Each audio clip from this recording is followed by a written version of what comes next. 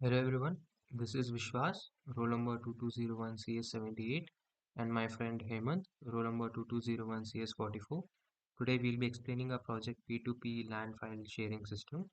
It is a Flask-based platform for peer-to-peer file sharing where users can securely upload, download and manage files. The features are user authentication, which is login, logout and register, file upload and download management, cancel uploaded files and deleting it, and admin dashboard for file and user management. Before we dive into it, we want to have a basic details about P2P. P2P is a decentralized uh, architecture. It is a communication model where each participant in the network can act as both client and a server, enabling them to share resources or services directly without relying on a centralized server. It has a direct communication. There is no central authority. Nodes can communicate directly, reducing single points of failure. And it has enhanced security. The network grows as more peers join, potentially increasing its capacity and performance. It has a huge scalability. The advantages are fault tolerance, which is no single point of failure, cost efficiency, it reduces dependency on expensive centralized infrastructure, and flexibility. The challenges are bandwidth consumption, which is high data transfer between peers can overload the network, and security. Decentralization makes it harder to enforce security policies, and search efficiency, like finding specific data can be slow in unstructured networks. Initially, when we began with the project, we started to use Django, but as we proceeded with it, we understood the framework's complexity and numerous built-in features was very difficult, and abstraction layers was also limited with control over certain components, and it was slower also. So we switched to Flask, which was easier to learn due to its simplicity and minimal boilerplate, and it provided us essential tools without enforcing specific patterns, offering flexibility for customization. So now we'll explain out the project briefly. The objectives and key features are fast file transfer and scalability and reliability and enhanced security. And the user interface was easy file browsing and sharing with streamlined interface and instant feedback on file transfer and alerts for privacy and securities. Now let's see how it works on laptop and then on Android. And my goal for this video is to show how the application works. So let's start by running the application. I'm giving a custom port of 8000. You can give any custom port, but make sure it's greater than 8000 or it may not work. It might not work. And if you haven't given any port number, the default port number will be fixed to 5000.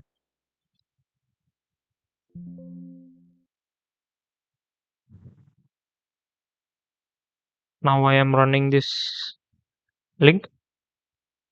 I will try to delete any necessary data. Right. Like, let's start new and register here. Let's start with a new username. User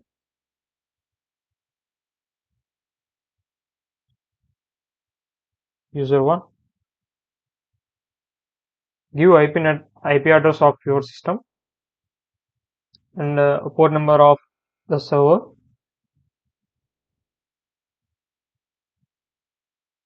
Give desired password.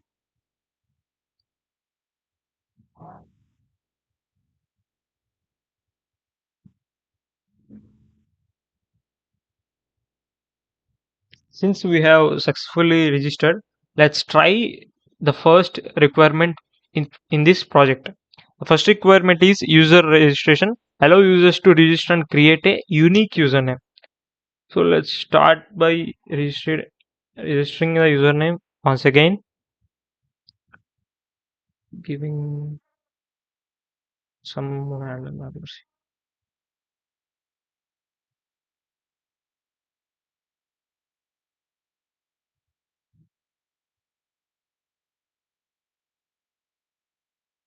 Yeah, as you can see, it's not going to register because the username already exists. So let's log in with the username that we have known. The login is also successful. So it checks the first feature that we've been expecting to view. Next, the second feature is file sharing. So let's start by sharing a file. I'm going to share the OS book. So the file also has been uploaded successfully. So this is the second feature that we've been expecting to give. This one also checks out. Next is the search functionality. Let's try by giving a multiple files, an exe file, a video file. It's somewhat a large video. It might take some time. Yeah, it's somewhat quicker than most of the other uploading sites. Another exe file. Okay. Now let's start by giving a search option. Should I how to search? You have seen the search is accurate. Let's queue by .exe. .exe is also very accurate. Let's try by MP. MP4 is also accurate. So the search functionality also works very well. So search functionality also checks out. Next, let's see the download and upload where the users are expected to upload and download the files. Let's try by downloading the file. The download is successful, and let's delete the file, and the deletion is also successful. Next, in order to see the information of the file, just we need to click info here. The alert will say the total information of the file, by whom the file is uploaded, and when it is uploaded, and what's the size of that file. The size may somewhat be increased than the original file because after encryption the file size will increase most probably. Next, if you want to see the other peers which are online, if we click on the peers button here, we will see the peers who are on currently online. Now I'm the one, only the one who is in online. So this is the functionality of the application. Now I'm running the link on another device, which is my smartphone, along with my current device, which is my laptop. As you have seen, I have run successfully on my laptop. Now I'm going to run it on my Android.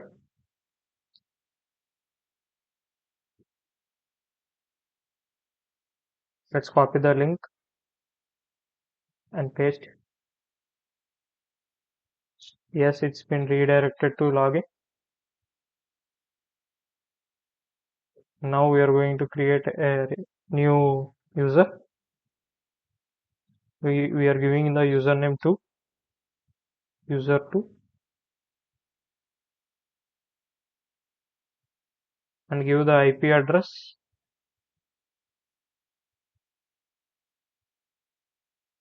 and the port number 8000.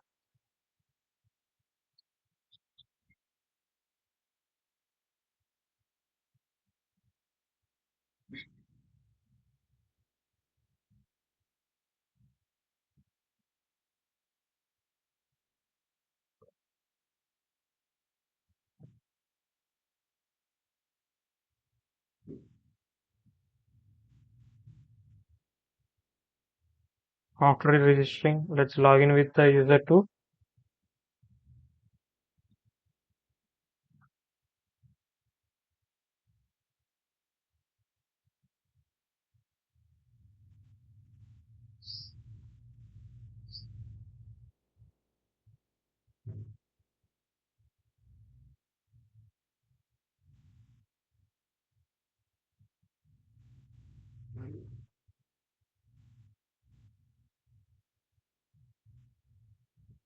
As you can see, the files which has been uploaded by user 1 is present in user 2.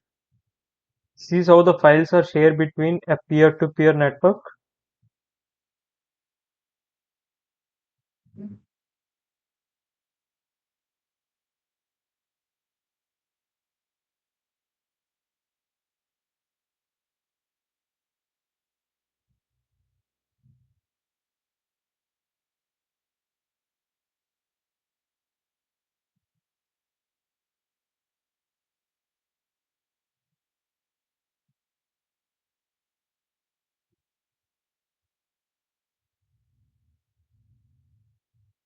If we delete from one peer, another peer will be also affected.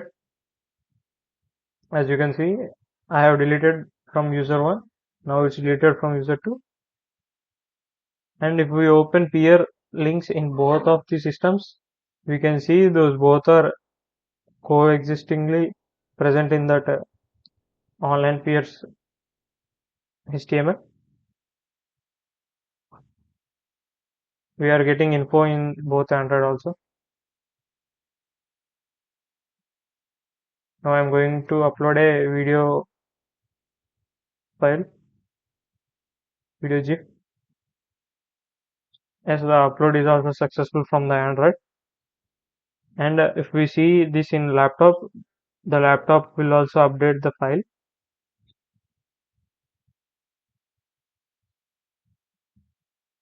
So this is how the peer-to-peer network works between two systems. Now let's see some of the backend code for this application.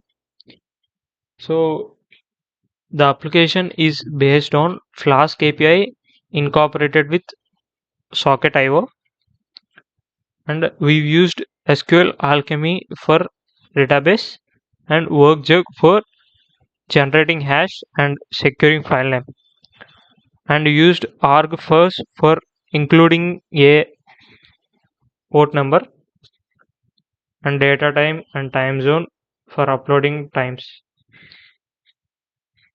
This is the initialization phase for this application, and we are using a total of 4 database models. First model will be user, second model will be upload file, third model will be login activity, and fourth model will be registration details. Now we are using some temporary folders for uploads, and we can change it with the actual database. And these are the temporary data dumps for users and uploaded files. And this is the root for index HTML, and these are the validations for IP and port number. And this is the socket IO for handlers, where connect implies connection of a peer and disconnect implies disconnection of a peer, and share file implies sharing between.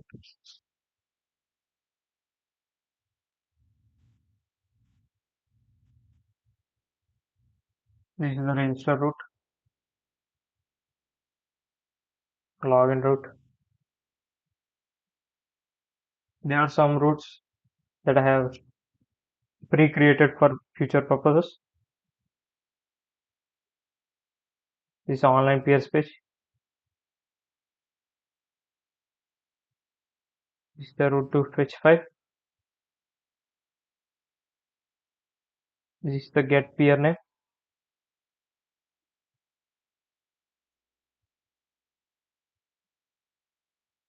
This is the route for upload.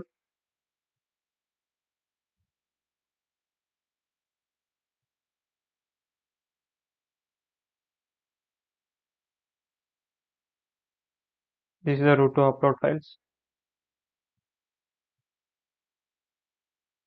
To download file and to see the information file info,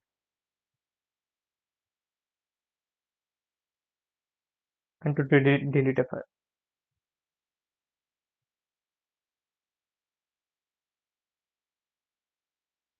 This is to run the app. So this is the back end of the code. Let's see some of the front end codes.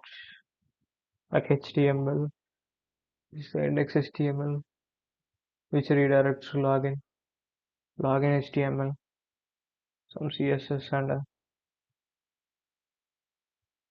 which has a measure of a dashboard kind of a this is for new password. Not really using that. Online peers to see the online peers and register for registering, resetting password.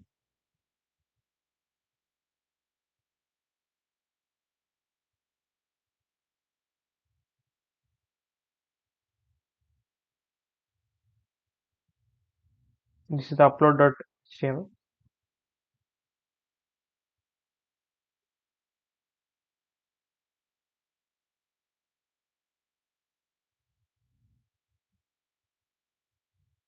And these are some static pages, styles, and scripts.